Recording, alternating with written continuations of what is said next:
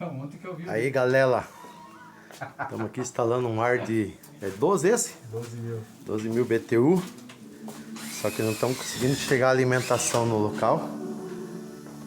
Tá tudo cheia. Não passa mais nada. Vamos instalar o ar aqui, liberar o espaço e depois nós ver o que nós faz. Vamos instalar a máquina aqui fora. Vai ficar aqui a máquina. Aqui tá as bugigangas nossas, ferramental. Tudo aí, ó.